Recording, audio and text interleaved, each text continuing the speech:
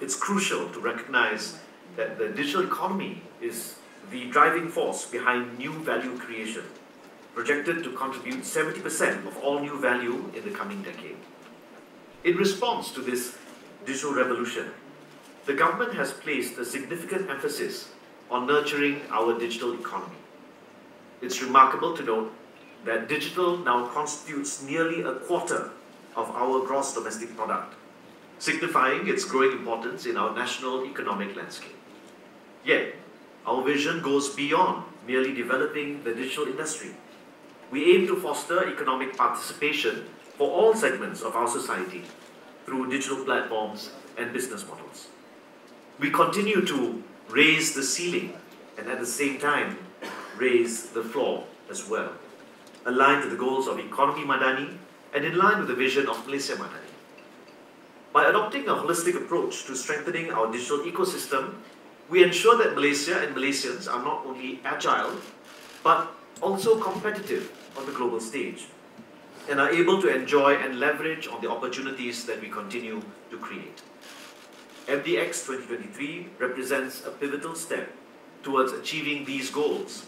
It serves as a testament to Malaysia's appeal as a digital investment destination.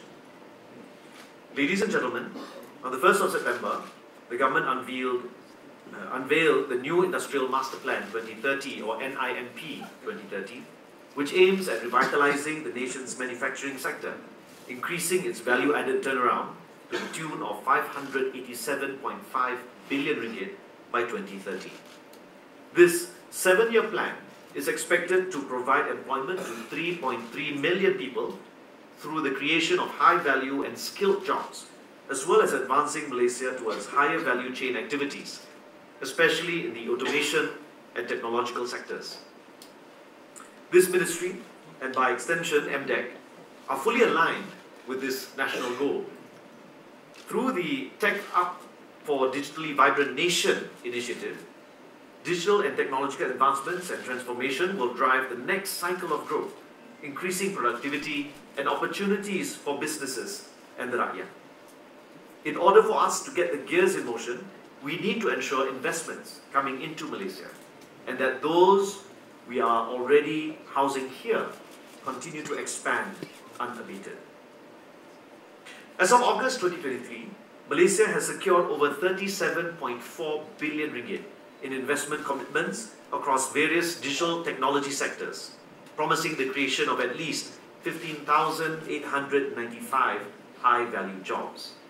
I repeat, 37.4 billion ringgit as of August 2023, almost 16,000 high-value jobs.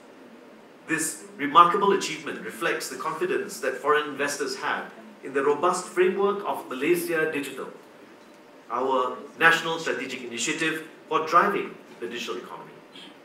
Furthermore, just recently, Prime Minister Dr. Sri Anwar Ibrahim witnessed the signing of 3 memoranda of understanding worth a total of 19.84 billion ringgit between Malaysian and Chinese companies, further solidifying Malaysia's position as an attractive destination for investments.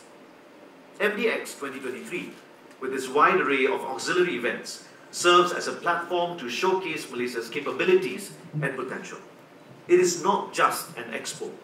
It's a testament to our nation's readiness to explore new horizons, elevate our digital ecosystem, and open doors for businesses to expand into the ASEAN region and beyond. The core message of MDX 2023 is clear.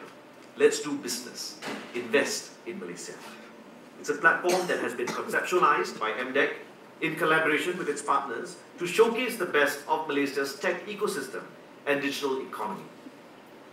Malaysia's established reputation as a business destination for tech investors, combined with its strategic location as a gateway to ASEAN, makes it the perfect destination for businesses looking to land, expand, and thrive in this dynamic region of 650 million people.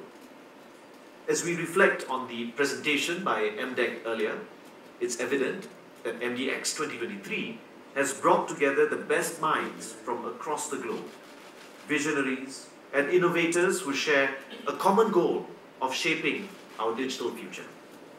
I would like to take this opportunity to call upon all captains of industry, media personnel, partners and stakeholders present here to take on an active role within MDX 2023 to form effective partnerships and collaborations with us.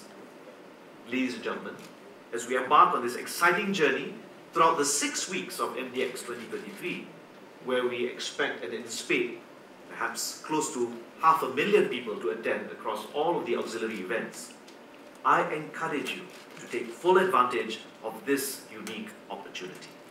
Let's leverage the power of digital to foster innovation, drive economic growth, and create a prosperous and inclusive society for all Malaysians. I'm confident that we will all benefit from MDX 2023. With that, Bismillahirrahmanirrahim, I hereby launch the Malaysia Digital Expo 2023. Sekian wabillahi taufiq. Assalamualaikum warahmatullahi wabarakatuh. Waalaikumsalam warahmatullahi wabarakatuh. Silakan Yang Berhormat Menteri untuk berada di atas pentas untuk acara seterusnya. We would also like to invite Yang Berhormat Deputy Minister Tioni Ching dan Yang Berbahagia Datuk Muhammad Fauzi Muhammad Isa, Secretary General of the Ministry of Communications and Digital, serta Yang Berusaha Teknologis Mahathir Aziz, to join our dear Minister on stage and launch MDX 2023. Alright, dear Minister, X marks the spot. And all you have to do is slot the X into the slot provided. Bersedia dalam kiraan 3, 2, 1.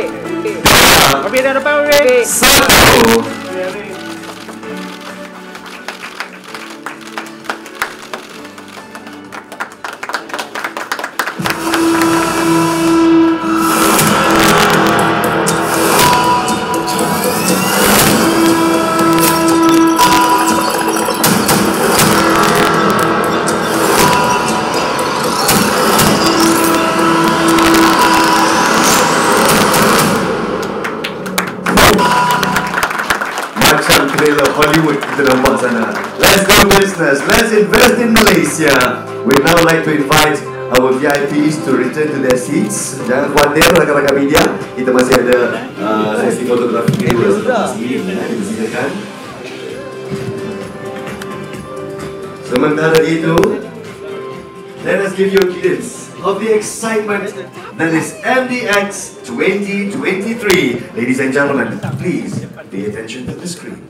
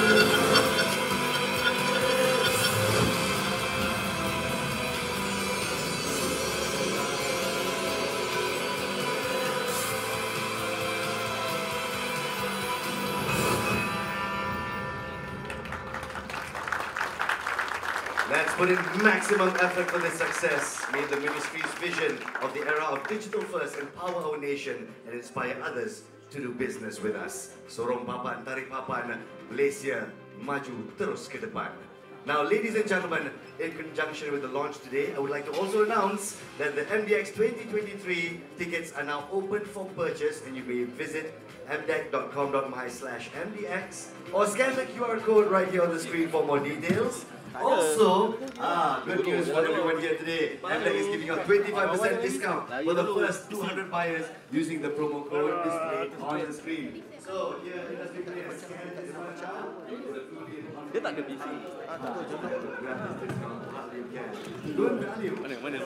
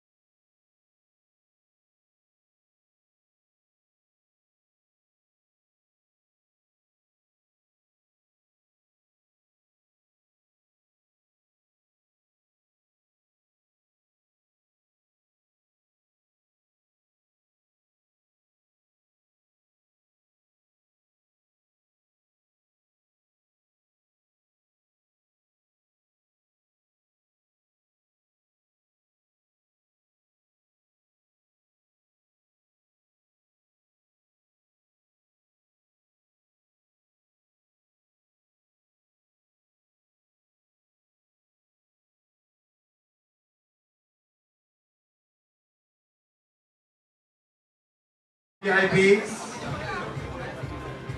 kalau boleh just let's squeeze it together towards the center.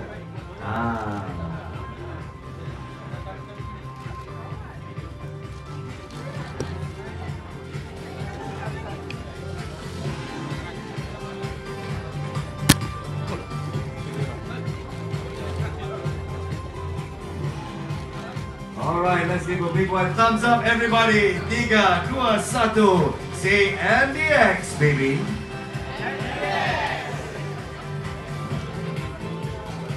Excellent. Thank you very much kepada rekan-rekan media. Thank you to our guests of honor as well as our guests. We would now like to invite all our guests to the opposite room for some refreshments. Sementara itu, rakan-rakan media kita, please remain in the room for our press conference session.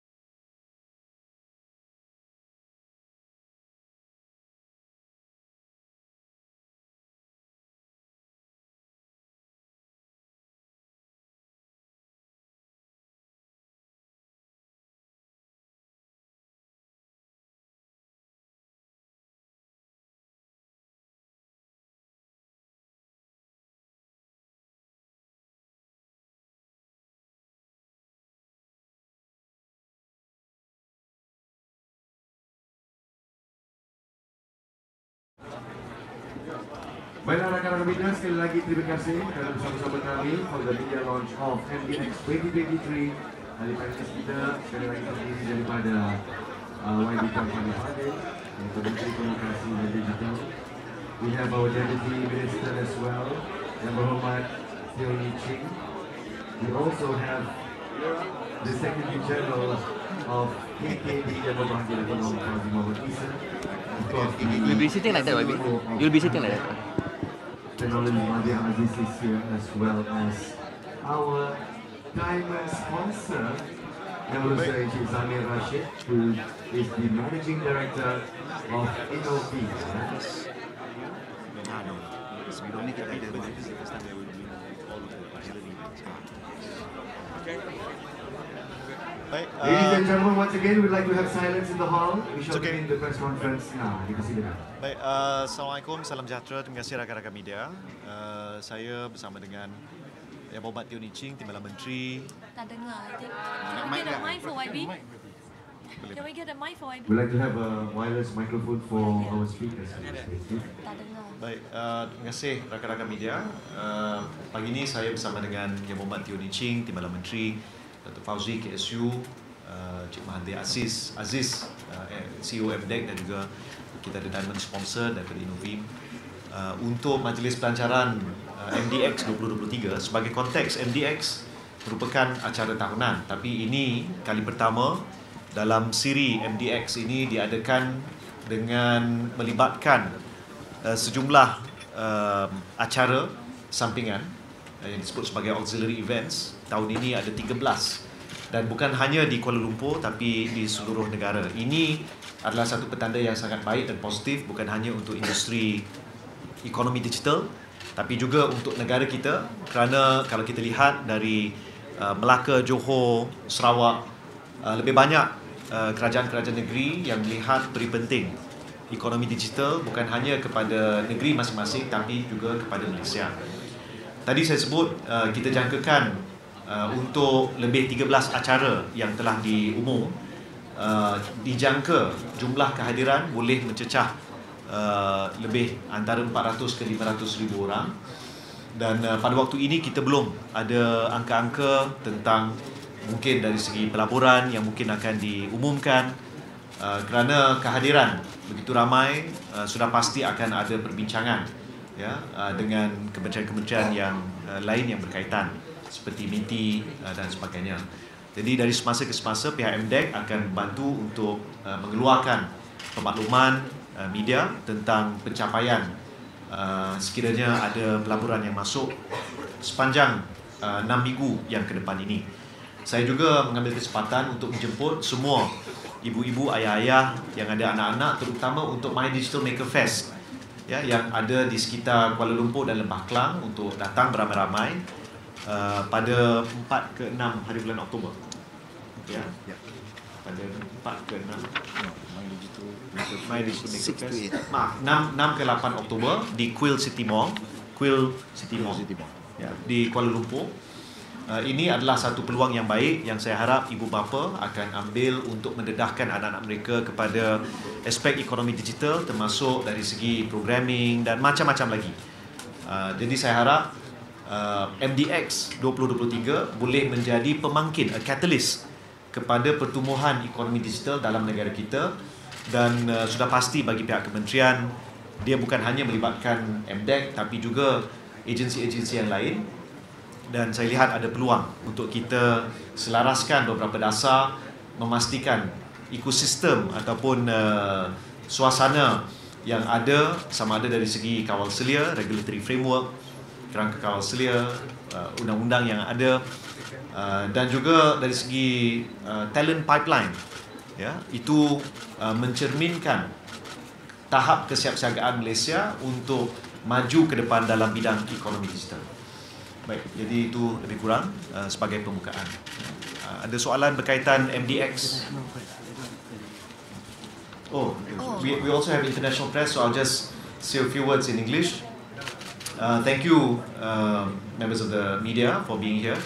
MDX 2023 is not. This is not the first time that we're holding the Malaysia Digital Expo. But this is the first year where we will be holding 13 simultaneous or 13 auxiliary events in conjunction with MDX 2023. As I mentioned in my speech, we anticipate perhaps close to 500,000 people to attend across all of these events over the next 6 weeks. Although we are not yet in a position to make any announcements with regards to investments that might be made or signed, memoranda of understanding that might be signed over the course of the next 6 weeks. But this indicates that Malaysia is in a very good position to strengthen the digital economy ecosystem, both in terms of regulatory framework, the talent pipeline, and the overall environment for investment. And I repeat my earlier calls to ask foreign investors, companies that are based in other regions particularly, to think of Malaysia as a launchpad, a stepping stone, a gateway through to ASEAN. So Malaysia through to ASEAN. ASEAN is a huge market, 650 million people, with a GDP of more than 1.5 trillion US dollars, and is set to grow even faster. I myself just returned from the ASEAN ministers responsible for information meeting in Vietnam, and generally across ASEAN, most of the ASEAN countries are speaking about greater collaboration, cooperation, and to some extent working together, particularly in the field of digital economy. So these are exciting times. and I invite all to MDX 2023. Questions related to MDX? Dipersilakan. Maybe in the speech you mentioned that Malaysia has achieved 37.4 billion ringgit for investment in technology sectors. Can you elaborate further, and what are the top sectors for this? I think for more specific and detailed data, you can refer to MIDA, or MDEC can also furnish the figures later. But that is the overall figure. We've seen, at least for digital economy, until end of June 2023, we clocked 28.4 billion ringgit for investments until June of 2023. So between end of June until now, so we saw in the next 2 months there's that growth. But which specific sectors, whether they are data centers or they are services, shared services, etc., I think MDEC can furnish you with more details later. Silakan, Fahmi, if you can furnish the details now. Later. Next question. MDX. Ada soalan lain berkenaan dengan MDX? Kenapa MDX ya? Tak ada? Okay. I have a different question. Yes. Yeah, can. Can I get an update on the 5G ecosystem, and also previously you mentioned that the equity agreement will be done soon. Is there any update on that? Yes. I have notified all of the CEOs of the MNOs about finalizing the share subscription agreement signing. We anticipate hopefully within this next week, if everything goes well. So Datuk Fauzi, KSU, along with Datuk Johan American, Secretary General of the Treasury, are co-chairs of the 5G task force, 5G rollout task force. So they will be overseeing the final aspects before the signing is done. We will inform the media when the signing will take place. Will this be involved with all top 5 major MNOs? All the MNOs that will participate in DNB. They will take up equity in DNB. Up until now, we haven't received news on the new CEO for DNB and any... Not yet. So I think perhaps either during or just after the signing, hopefully. Thank you for the question. We've got one question for actually our diamond sponsor of MDX 2023, for Encik Jamil Rashid. What are the opportunities that you see by becoming diamond sponsor for MDX 2023? The dunia banyak opportunities. Thank you for the question. I think for myself, as a SME in Malaysia, we are very happy to be part of this event. We feel that it is timely that local homegrown talent can really grow, especially in this region. And the best thing is the aspirations that we have are very much in line with what the ministry and also what MDEC has as well. So we look into growing in this region, we're looking at making Malaysia as a digital hub, and we feel that with our technology, experience and capabilities, we definitely can play a big role in this as well. Thank you. Thank you very much. As well as being the role as wanting to be the digital hub of ASEAN. So if there's any questions, datang di sana, you may want to ask.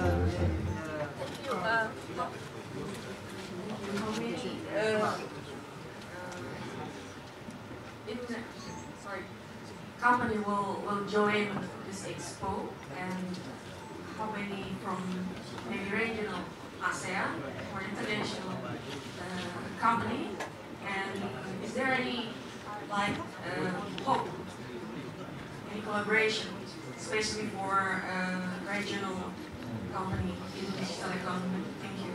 I think with regards to the specific number of companies, we expect quite a fair bit with coming from ASEAN. I think generally, again, one of the biggest events like MyDCF would have a lot of participation coming from Europe and also North America because of the more mature ecosystem coming from that side, and also the northern part of ASEAN, Asia, sorry. So this would be one of the biggest contributors towards that. And then if you count WCIT, in Kuching that is already a global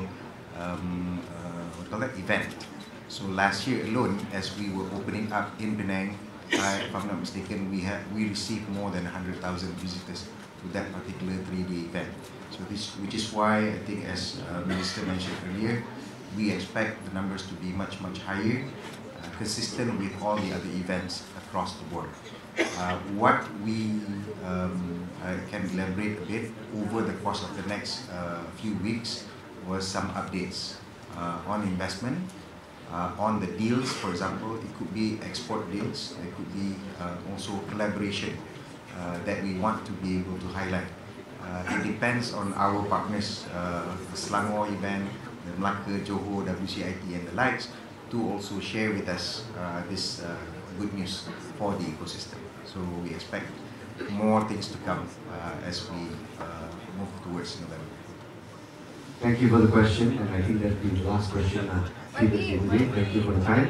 Minta maaf, I think YB has to leave by 11 o'clock. It's already 11:50, ya. Jadi rekan-rekan media.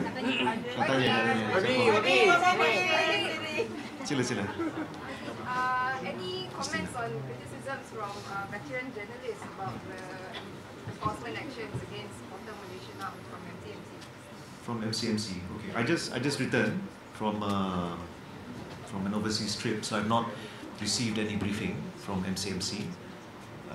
I believe MCMC follows the law. Yeah, so whatever they do is within the boundaries of the law. They don't refer everything to me before they take any action. In fact, sometimes it's collaboration with, in conjunction with investigations by whether it's the police or public complaints that they receive. So I will have to get some briefing from them first before I can fully comment. But I respect the views of the journalists, whether they are veteran journalists or junior journalists. To me, all journalists are important. Freedom of the press is something which is very important for the government. At the same time, being factually correct also is very important. There were some public complaints that were extended to me, but not only to myself, with regards to some reporting that was done. That's why, for the Deputy Minister and myself, we believe that perhaps Malaysian Media Council would be a very good avenue to mitigate, to discuss, and to resolve a number of these issues. So we hope that by next year we can bring the law to, or we can bring the bill to Parliament and pass the law, so that for media organizations there can be better facilitation, or rather kawal selia dalaman, among the journalists themselves. This is important because we have seen at various times, sometimes I remember during the state elections, there was a news report that was done by quite a senior or quite a established news organization, saying that a certain opposition politician has been arrested, which turned out to be false. So in those kind of cases, surely enforcement agencies have a right to engage with media organizations, and it turned out that that media organization was wrong. Tapi waktu itu tak ada pula siapa-siapa yang kata, oh, media organizations. So we have to be fair. And sometimes in our pursuit of the news, it is not only important to be first, but to be factually correct. So I think this applies for all. I encourage MCMC to have further engagements with all organizations, and mind you, it's not they do. MCMC doesn't really look after this particular area, but many other sectors as well. So I appreciate and value the feedback that has been given by members of the media, and I will, as I mentioned, have an engagement, have a briefing by MCMC to understand what what transpired, and how is it that we can ensure that things can be better. Not only in terms of how agencies like MCMC can work with the press, but also how the press, including with the foresight and wisdom of the veterans, better move towards better self-regulation. So I hope we all play our part to remind each other that while we have freedom of the press, we have freedom of speech, we have freedom of expression, it does not mean we have a free pass to slander, to defame, or to write wrong or factually incorrect reports. Thank you. What mechanism is used to determine whether a report is false or wrong, or do you wait for a report from someone to complain and then? Normally, for any area that MCMC, we'll use MCMC as an example. When MCMC receives a public complaint, it could be from anyone, and normally they will have internal processes. So if someone complains about a poor service of a telco, which is most of what MCMC does, then they will call in the particular telco to assess what exactly happened in that particular location.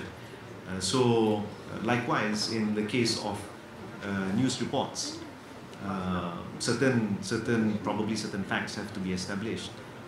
In the case of during the state elections, there was this organization that reported saying that, and therefore we had to wait until verification from law enforcement agencies whether said opposition leader, member of the opposition, was arrested or not. So as it turns out, it wasn't, and so certain corrective measures were made.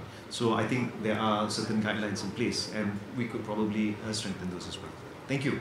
Thank you for the brief. Terima kasih kepada rekan-rekan media kita. That's all the time we have for our panelists. Terima kasih kepada Yang Berhormat Fahmi Fadzil, Menteri Komunikasi Digital. Thank you to our Deputy Prime Minister, Deputy Minister as well. All the best. Dan tidak melupakan CEO of MDX.